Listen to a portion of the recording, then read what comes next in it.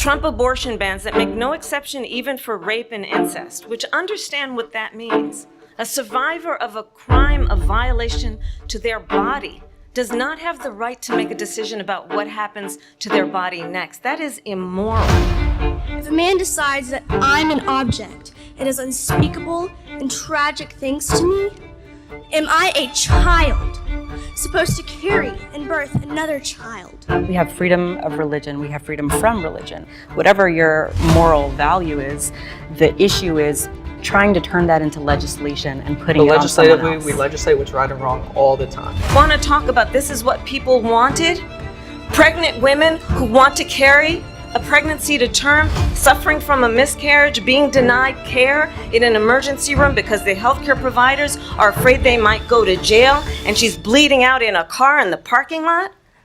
What is abortion? Well, if you've kept up with the news, then you probably know what it is. But abortion is the termination of a pregnancy by removal of the embryo. There are many reasons why people get abortions, whether it's an unwanted pregnancy, financial issues, medical reasons, and many others. But before we talk about the divide of this subject, we need to understand the history of abortion. Before the mid-19th century, abortion wasn't an issue and was permitted until the fetus was felt moving in the uterus. However, in 1847, white male doctors came together to form the American Medical Association. They scrutinized reproductive health care workers like midwives and nurses and phased out the services they provided. During the Civil War, the coalition of male doctors, along with the support of others such as the Catholic Church, pushed harder for the state governments to outlaw abortion across the country, which resulted in a nationwide ban in 1910. The outlaw of abortion led to it becoming an underground practice which was unsafe and led to a high death toll amongst women.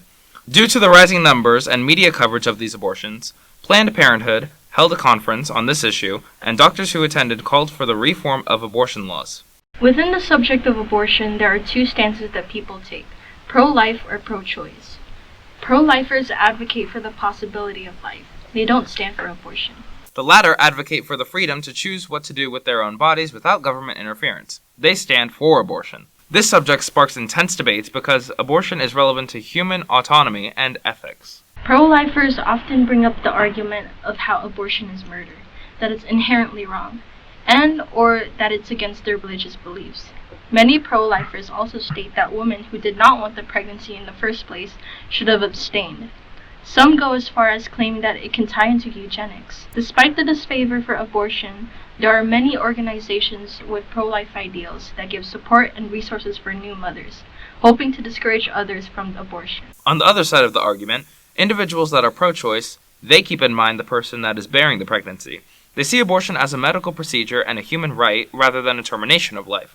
A bill designed to restrict a woman's access to a full range of healthcare services and a blatant attempt to chip away at a woman's right to choose. Pro-choicers argue that a termination of pregnancy would not be the same as murder, since the fetus hasn't been birthed or has had a conscience yet. They also take into account the circumstances of the pregnancy. Not all pregnancies are from consensual or irresponsible sex. It can come from a place of abuse. With a subject very controversial, of course there were many laws that were enacted that many did not agree with. I hear us talking about our rights, but what about their rights? Don't they have a right? Because they have no choice. This bill has nothing to do with women's health. This bill is about infanticide.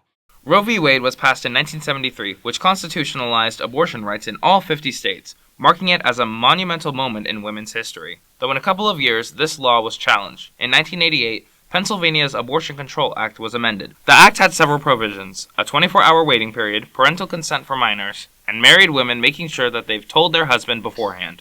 Planned Parenthood, an organization focused on providing reproductive care and education, thought that this act was unconstitutional and that it violated Roe v. Wade. This sparked the case of Planned Parenthood v. Casey.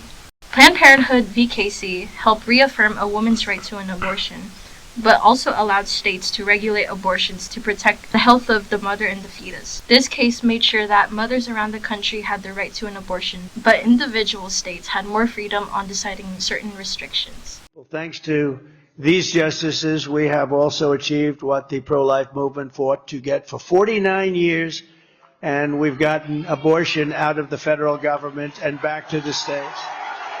The way everybody and all legal scholars always said it should be.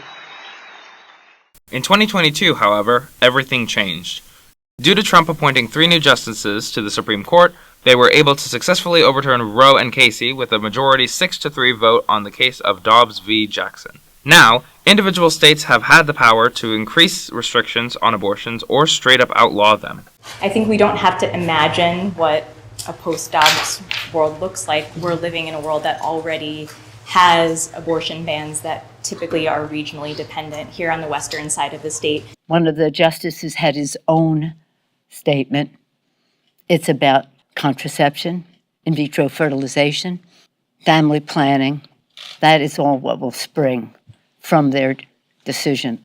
With the Dobbs v. Jackson case overturning Roe v. Wade and Planned Parenthood v. Casey, many laws relating to pregnancy are at risk. Earlier this year, the Alabama Supreme Court decided that embryos through IVF are children and protected under the Wrongful Death of a Minor Act of 1872. It may even go farther and have Griswold v. Connecticut overturned, with couples having no privacy in using contraceptives, making it a crime to use all types of birth control.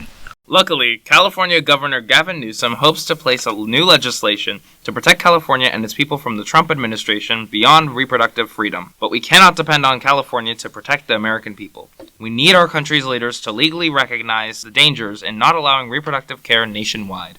Many people have asked me what my position is on abortion and abortion rights, especially since I was proudly the person responsible for the ending of something that all legal scholars, both sides, wanted and, in fact, demanded be ended. Roe v. Wade. My view is now that we have abortion where everybody wanted it from a legal standpoint, the states will determine by vote or legislation or perhaps both, and whatever they decide must be the law of the land, in this case, the law of the state. But unfortunately, Trump and his administration's stance on abortion puts the American people in harm's way, leaving it to the states where many will heavily restrict access to reproductive care by having little to no exceptions for rape, incest, or by setting early gestational limits. By restricting access to care, vulnerable women are being stripped of their ability to terminate their pregnancy, having to flee elsewhere, or even resorting to illegal abortions that could potentially harm their life. We represent not only a safety net for our region here in the Midwest, but over the last 18 months, we've seen an influx of patients that are coming particularly from the South and the Southeast because of care deserts and already restrictive abortion bans. Abortion is at risk under the Trump administration and current Supreme Court justice system. Women's lives will continue to be at risk if our country doesn't act now with legislation, as a united nation with understanding and empathy for society's most vulnerable. The majority of Americans believe in a woman's right to make decisions about her own body, and that is why in every state where this issue has been on the ballot, in red and blue states both, the people of America have voted for freedom. Why don't you ask her that question? Why don't you answer the question? Would you because veto? under Roe v. Answer Wade, the question, would you veto? you could do abortions in the 7th month, the 8th month, the 9th That's month, not true. and probably after birth.